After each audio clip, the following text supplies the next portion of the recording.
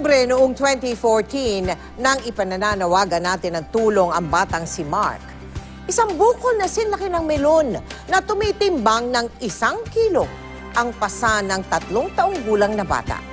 Pero ngayong 2015, buong siglang sinalubong ng pamilya ang bagong taon matapos ang kanyang matagumpay na operasyon.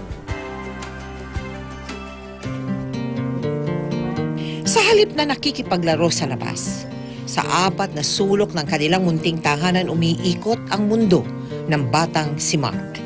Mula ng isilang, isang maliit na bukol sa leeg ng bata ang tuloy-tuloy na lumaki. Sabi daw po, tubig daw po yung laman. Yun po, hanggang po sa lumaki na lumaking ganyan po kalaki.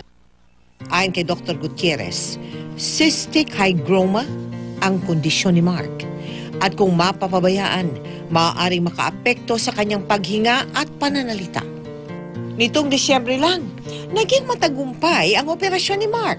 Wala naman tayong naging komplikasyon, maging dahan-dahan ng ating pag-oopera kasi kailan i-preserve natin yung mga normal vessels na natitira doon.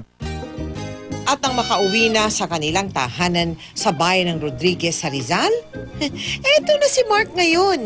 Palangiti, masigla, at laging nakatawa. Enjoy sa pakikipagkulitan sa kanyang ina. Madalas na rin siyang lumabas para makipaglaro sa ibang bata.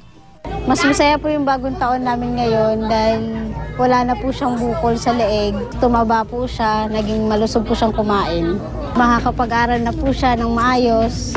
Sa kanyang pagbabago ngayon, batid ni Joe na malayo ang mararating ng panganay sa mga susunod na taon. Maraming salamat po sa kapuso.